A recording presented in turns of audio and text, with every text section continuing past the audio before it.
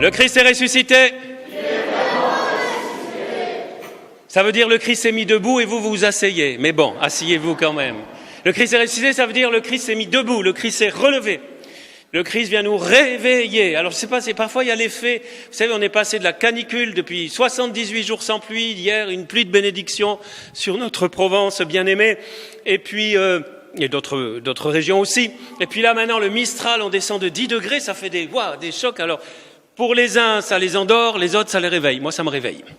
Le Mistral me réveille, parce que le Mistral, c'est l'image du Saint-Esprit qui souffle et qui amène le soleil de Dieu, qui chasse les nuages. Et si nous sommes réunis dans nos églises, dans nos lieux de culte, le dimanche particulièrement, ou à la maison en communion, ce n'est pas pour pratiquer un rite, je vous le dis souvent, mais je le répète, c'est important.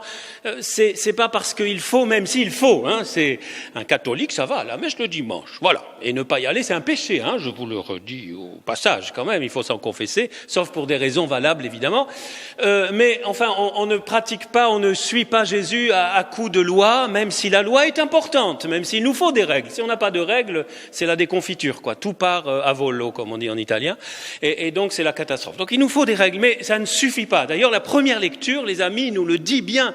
Le Seigneur veut nous séduire, il veut nous toucher, il veut réveiller nos cœurs sans cesse. Et si nous venons tous les dimanches, c'est d'abord pour le louer, gratuitement, d'abord pour lui, gratuitement, sans rien attendre en retour, et en même temps, parce que le Seigneur nous connaît, il sait ce dont nous avons besoin, pour être transformés, pour changer, pour nous fortifier, pour être des vrais disciples. Un disciple, c'est quelqu'un qui suit son maître, et les disciples de Jésus suivent Jésus. Et voilà pourquoi ils ont besoin aussi d'une discipline. Ce que je vous disais au début, disciple et discipline, c'est la même origine. Mais c'est pas de cela que je veux vous parler. En fait, c'est juste une petite introduction pour nous poser une question à la lumière de quelques textes, quelques passages de tous les textes d'aujourd'hui, car il est impossible de prêcher sur tous les textes, et c'est même pas bon, parce que déjà les homélies sont de plus en plus longues à Saint-Roch. Je vous avais prévenu que la messe durera 3 heures un jour ici. Je ne sais pas si je le verrai de mon vivant, mais comme il y a les masques, on fait attention. On a repoussé cet objectif à cause des masques. Vous avez de la chance. Donc, si on commence à prêcher sur tous les textes, on est là encore ce soir, ce qui serait très très bien, mais bon, voilà. Je partirai d'une question que m'a inspiré certains passages de ce texte. Pourquoi avons-nous tant de mal à mettre en pratique l'Évangile dans tous les domaines de notre vie? Voilà la question du jour. Pourquoi avons-nous tant de mal à mettre vraiment l'Évangile en pratique dans tous les domaines de notre vie, alors que nous trouvons dans la parole de Dieu en général et dans l'Évangile en particulier le tout, transmis par la tradition vivante de l'Église, l'Esprit Saint nous parlant aussi à travers ce qu'on appelle le magistère, à travers ce qu'il inspire aux pasteurs de l'Église, particulièrement pour nous, au pape. Pourquoi ? Pourtant, dans cette parole, nous trouvons toutes les indications nécessaires, largement, on en a même trop presque, pour vivre au mieux cette petite partie de notre vie qui peut durer 100, 105 ans, 110 ans, c'est toute petite partie. C'est la phase terrestre, qui passe très vite, n'est-ce pas, les plus vieux parmi nous, Plus on vieillit et plus on se dit on regarde derrière, on est là, ça s'accélère. Je pense que vous avez plusieurs, vu que je suis pas le seul over 60 ans dans cette église ou en ligne, je pense que vous avez souvent la même impression que moi d'être dans un train qui accélère. Et plus on avance, et plus ça accélère. De temps en temps, il y en a qui descendent du train, on les voit partir, nous, plutôt ils montent. Puis nous, on est encore là, tout. Puis il y en a de moins en moins, oui, qu'on connaît. Voilà. Et ça, c'est la petite phase terrestre. On a déjà tout ce qu'il faut dans la parole de Dieu pour bien vivre à fond dans la joie, cette phase terrestre. Surmonter les obstacles, les tempêtes, traverser les tempêtes, etc. Et pour nous préparer à la deuxième phase, qui, elle, est très longue, surtout sur la fin, je rigole, parce qu'elle n'aura pas de fin, sur l'éternité, quand on va basculer, j'aime beaucoup cette expression, basculer dans l'éternité. Voilà, ça va, ça se passe plus ou moins sans douleur, enfin, c'est pas, Vous n'avez jamais essayé, moi non plus, on ne sait pas, on verra bien. Mais voilà, ça c'est notre vie. Alors Dieu nous a tout donné, il nous a tout donné pour vivre notre vie à fond et pas simplement survivre. Et il s'est même donné lui-même, c'est ce qu'il nous annonce dans l'évangile d'aujourd'hui.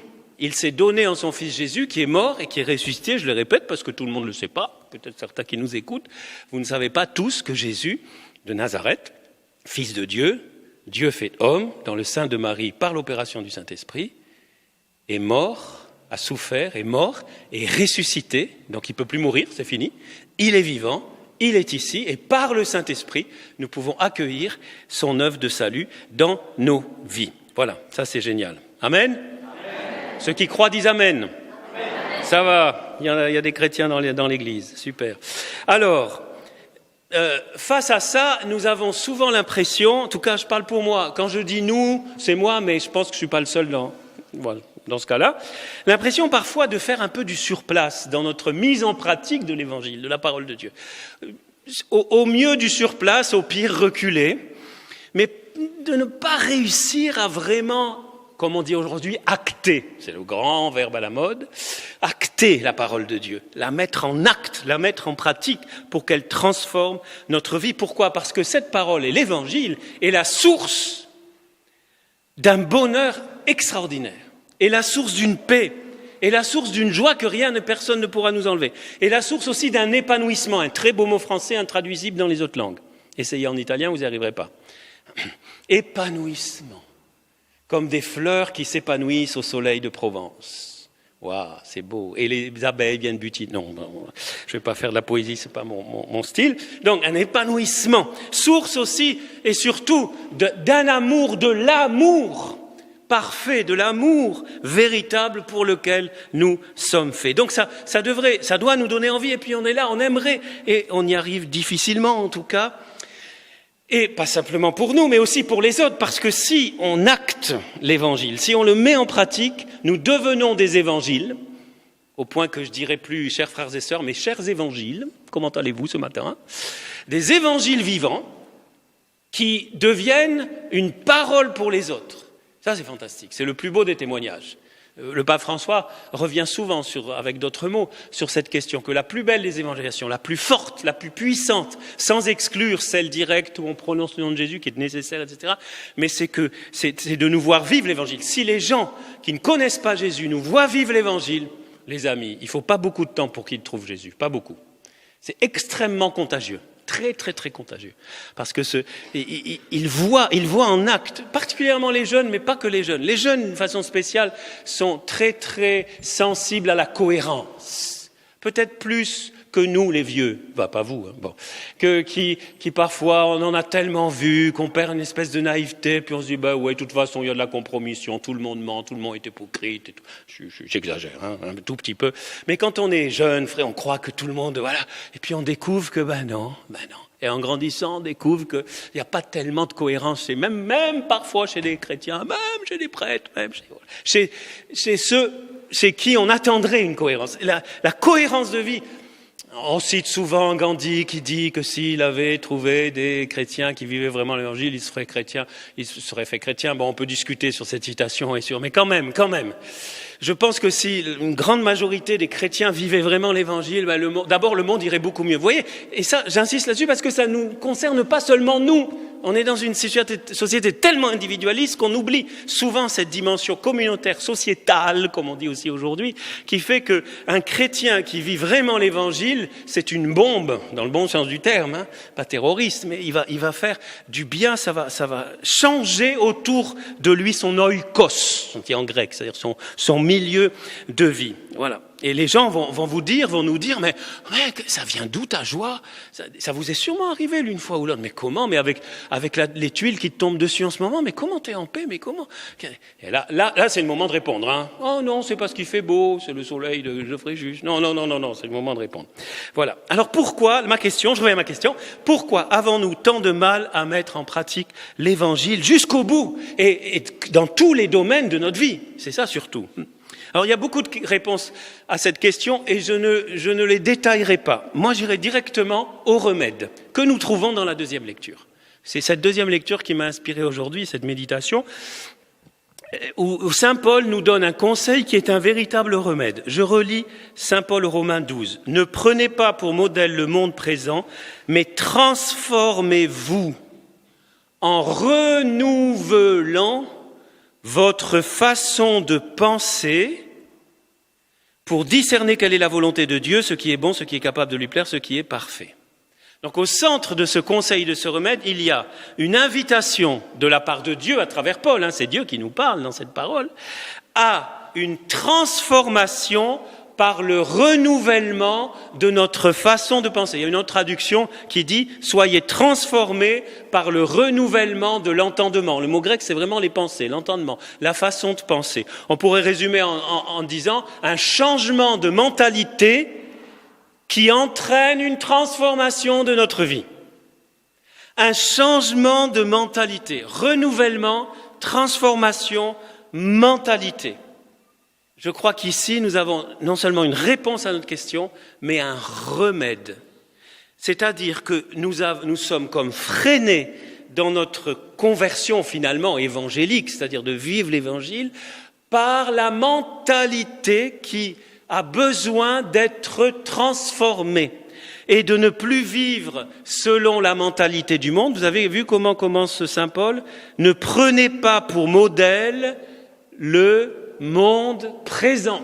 C'est ce qu'on appelle en général l'esprit du monde. Ne prenez pas pour modèle, notre modèle ne doit pas être l'esprit du monde, le monde, notre modèle c'est Jésus et indissociablement l'évangile.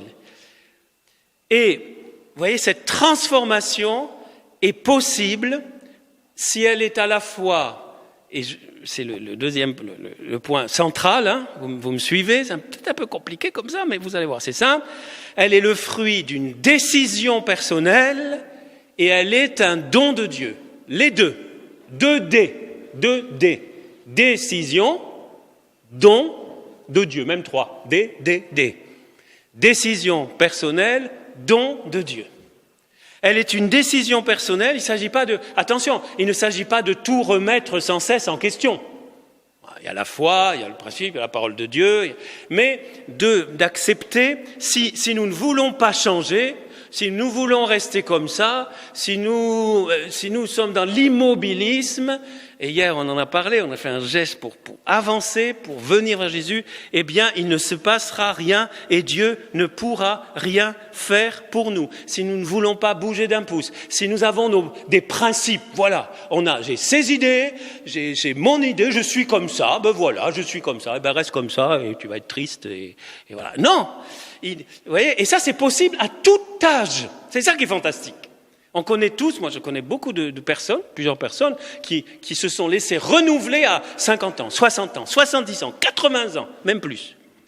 C'est pas une question d'âge. C'est vrai que plus on vieillit, plus on est sclérosé. Les os, tout ça. Le matin, c'est de plus en plus dur de se lever, voilà. Et dedans, ça risque parfois d'être pareil. Bon, sauf ceux parmi vous qui font du body machin tous les jours, qui sont super, voilà. Mais c'est pas évident, donc je vous conseille de commencer jeune, pour les jeunes qui m'écoutent, de s'entraîner jeune à ce renouvellement qui doit être permanent. C'est pas une fois pour toutes. C'est ça le truc, c'est ça le secret. C'est que tous les jours, à tout instant, on reste dans cette attitude des renouvelés. Des renouveler en permanence, renouveler notre mentalité, parce que je pense que nous n'avons pas assez de toute notre vie sur Terre pour être complètement renouvelés. C'est un processus qui englobe plusieurs niveaux, mais là je m'attarde sur ce que nous dit saint Paul, parce que je crois que c'est très très important, la mentalité. Et vous savez pourquoi c'est important, ça j'ai pas marqué, mais parce qu'on nous bassine, on nous gave, on nous formate, une espèce de pensée unique. Je ne cite personne et je ne pense à personne pendant que je vous dis ça, mais il faut le dire, en tout cas en France et en Occident, on est tellement bourré d'eux que petit à petit on nous formate notre mentalité. Si bien qu'il arrive que des gens ne croient pas à l'évangile et croient aux chaînes de télé, aux réseaux sociaux. Oui, parce qu'on l'a dit à la télé. Mais ça, c'est pas nouveau, hein.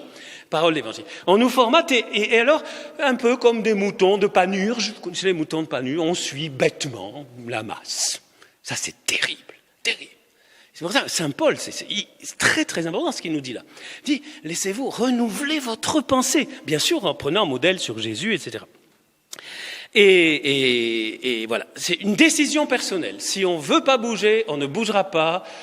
Et je peux rien pour vous, il faut que j'arrête l'homélie, j'ai plus rien à vous dire. Alors j'espère que vous n'êtes pas dans cette situation, cette attitude intérieure, je suis sûr que non. Sinon, il y a longtemps que vous auriez quitté d'ailleurs la paroisse Saint-Roch, parce que ça bouscule quand même. Voilà. Et ça, c'est une décision. Mais c'est en même temps, ça suffit pas. Ça suffit pas de dire, à partir d'aujourd'hui, je suis un super disciple, je vais me laisser renouveler, je vais tout mettre en pratique. Voilà. Et dans une semaine, j'appelle François pour qu'il me canonise. Voilà. Non, mais ça, ça serait bien, hein, mais ça marche pas. Ça suffit pas. C'est aussi un don de Dieu. Les deux. On est beaucoup dans les dés ce matin. Hein. Les deux. Don de Dieu. Un don qu'il faut demander. Seigneur, viens me renouveler, toi. D'ailleurs, soyez renouvelés ou laissez-vous renouveler. Il y a un côté aussi passif où il faut s'exposer à qui? Bien sûr, vous le connaissez, cette merveilleuse personne qu'on aime beaucoup à Saint-Roch, mais pas qu'à Saint-Roch, qui s'appelle ce cher Saint-Esprit. C'est le spécialiste de la transformation. Tout à l'heure, quand avec Père Robert, on va mettre nos mains sur de la farine et de l'eau, le Saint-Esprit, sans le Saint-Esprit, c'est pas possible, va transformer et transsubstantier. Et ça va devenir le corps et le sang de Jésus. Le spécialiste de la transformation s'appelle Holy Spirit, le Saint-Esprit. C'est lui. Donc il faut sans cesse lui demander, Saint-Esprit, viens me renouveler tout. Le corps, tant que tu as fait, renouvelle aussi le corps si tu peux. Mais bon, voilà. Mais surtout l'intérieur, parce que tout vient de l'intérieur. Renouvelle mes pensées, renouvelle mon cœur, renouvelle mes sentiments. Renouvelle-moi. Voilà, c'est la vie nouvelle. C'est ce qu'on appelle la vie dans l'esprit. Qui est non pas simplement, souvent on parle de vie nouvelle. Moi je préfère parler de vie renouvelée. Parce que c'est encore une fois un renouvellement permanent, une transformation permanente de notre mentalité. Pour ne plus penser comme le monde, pour ne plus penser selon le monde, mais selon Dieu, parce que, et c'est l'évangile d'aujourd'hui, vous avez un écho, les deux passages se rejoignent dans ce que dit Saint Pierre. Peut-être que ce que j'essaie maladroitement de vous expliquer est fait comprendre la parole très dure de Saint Paul, de Pierre, de Jésus, je vais y arriver, à Pierre. Va des rétro Satanas. Arrière de moi, Satan. Il est évident que Jésus ne traite pas Pierre de Satan, mais il sait que derrière ses pensées, et pourquoi il dit ça? Tu es l'occasion de chute. Tes pensées ne sont pas celles de Dieu, mais celles des hommes. Et en écho, Saint Paul, Romains 12, laissez-vous transformer par le renouvellement de vos pensées. Et là, c'était grave. Pourquoi Jésus est intervenu avec cette violence? Parce qu'il est en train de dire, parce que tes pensées sont celles des hommes, tu es en train de bloquer la rédemption du monde, Pierre. Non, si je t'écoute, le monde n'est pas sauvé. Si je suis tes pensées qui sont celles des hommes, eh bien, je ne vais pas sauver le monde. Rien que ça. Pour ça que c'est grave. Pour ça que Jésus, je crois, Pierre est capable, hein, c'est un type solide, il est capable d'encaisser. Ça n'a pas dû être marrant. Et mettez-vous à la place de Pierre, tiens. Jésus qui vous dit « Arrière de moi, Satan ». Ça a dû foutre un coup, hein. Bon, après, peut-être qu'en privé, après, il y a un peu mieux expliqué. Je t'ai pas traité de Satan, Pierre, ne pleure pas.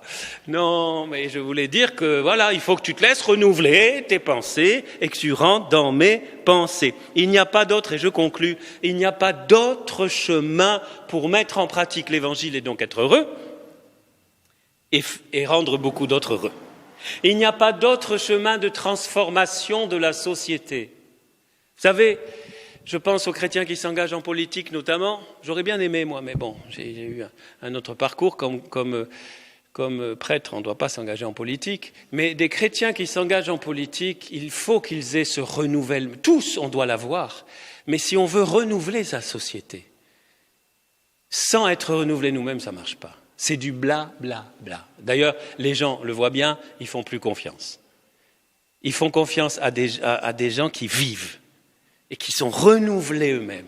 C'est peut-être l'occasion de prier particulièrement pour ceux qui s'engagent en politique, pour les dirigeants, pour que le Saint-Esprit leur tombe dessus. Voilà. Quand il veut, peut-être sous leur douche ou n'importe où. Vous imaginez une effusion du Saint-Esprit sur le président de la République. Non, mais pourquoi on a le droit de rêver un peu? Je ne vais pas couper ce passage, tiens, c'est en ligne, c'est en direct. Voilà, on a le droit de rêver. Saint-Esprit, tombe sur notre président. Et sur nos députés, sur nos maires, voilà. Vous savez, la meilleure façon, c'est qu'on soit toujours plus nombreux à nous-mêmes être renouvelés dans nos responsabilités, parce qu'on en a tous. Je regarde l'heure, je crois que je suis à 20 minutes, je vais arrêter. Mais d'ailleurs, j'ai plus rien sur ma tablette, vous avez de la chance. Et Jésus résume ça par une autre phrase que j'aime beaucoup de Jésus, et pourquoi? Je vais vous dire ça. Pourquoi? Parce que si on n'est pas motivé, on n'y arrive pas.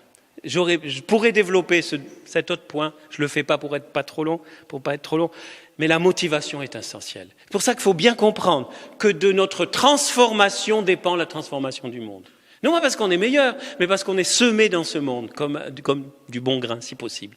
On est semé dans ce monde pour la transformation du monde. Et si on comprend ça, de temps en temps on voit quand même des fruits, ça nous encourage, on est plus motivé. Et étant motivé, on y va. Parce que c'est un combat, parce que c'est pas facile. Décision personnelle, il faut de la volonté aussi. Et on a tous la volonté. Et en même temps, don de Dieu. Alors on pourra dire, comme Jésus en Jean 10, ma vie, personne ne me la prend. C'est moi qui la donne.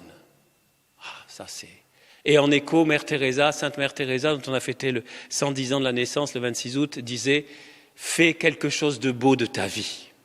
Ta vie t'est donnée. Tu as peut-être encore 1 an, 2 ans, 10 ans, 20 ans. Moi, je suis sûr de ne pas en avoir plus de 40 maximum, mais encore. J'en ai peut-être plus que 30, plus que 20. J'en ai beaucoup plus derrière que devant. Donc, déjà, je crois que quelque chose de beau, j'ai essayé de faire avec ta grâce, Seigneur, mais c'est pas assez. Je veux faire encore mieux, encore plus. Encore plus pour toi et pour le monde, pas pour moi. Et vous savez que c'est la source de la joie aussi, de rendre les autres heureux. Il n'y a pas de plus grande joie. Ma vie, personne ne me la prend. Je ne vais pas laisser la mentalité du monde me la prendre. Je ne vais pas laisser le monde me voler mon bonheur. Ma vie, elle m'est donnée, elle m'est confiée pour en faire quelque chose de beau pour le Seigneur et pour les autres. Personne ne me la prend, c'est moi qui la donne. Entre parenthèses, c'est pour ça que ceux qui disent aux prêtres « Pourquoi vous ne vous mariez pas ?» Je leur dis « Occupe-toi de tes affaires, moi je m'occupe des miennes. » Ça suffit. Moi j'ai donné ma vie. Je n'ai pas besoin que tu me dises ce que j'ai besoin de faire. Ce n'est pas ta vie, c'est ma vie. Alors s'il te plaît, touche pas ma vie. C'est ma vie. Si vous voulez me mettre en colère, voilà. Non, mais il ne faut pas se laisser faire. Vous savez, aujourd'hui, peut-être pas plus que jamais, parce que les époques de l'histoire de l'Église ont été terribles. Il y a eu des histoires, des époques dans le monde épouvantables, pires que ce qu'on vit. On se plaint du Covid, on prie que ça arrête, mais la peste noire, c'était 1/3 de l'humanité qui est mort à l'époque, dans nos coins, en France, en Europe, etc. Prions pour que ça s'arrête quand même, parce que c'est pas comme ça qu'on va se consoler. Mais écoutez, là, je crois que le Seigneur attend des chrétiens décidés, qui se laissent pas faire, qui utilisent la violence de l'amour, parce que le royaume de Dieu appartient aux violents. Mais la violence de l'amour, la violence de ceux qui sont pas mais oui, on me dit ça, je fais ça. Non, tous ceux qui sont là et qui passent au crible de l'évangile, y compris les lois de la République. Je vais pas partir là-dessus parce que là, voilà, et que voilà, c'est tout, et c'est avec douceur, sans s'exciter. Avec douceur, là où on est. Chacun a son poste et ensemble. Et c'est pour ça qu'on est là. Et l'Église est belle. Je finirai en disant, crachez plus sur l'Église. Critiquez plus l'Église. Quand vous crachez sur l'Église, vous crachez sur vous-même. Et vous crachez sur votre maman. L'Église, elle est autant pécheresse que nous le sommes. Elle est faite de pauvres ploucs, pauvres pécheurs, mais qui sont ensemble et qui s'encouragent à mettre en pratique ce merveilleux évangile qui nous est donné gratuitement pour que nous le donnions gratuitement. Au nom du Père et du Fils et du Saint-Esprit.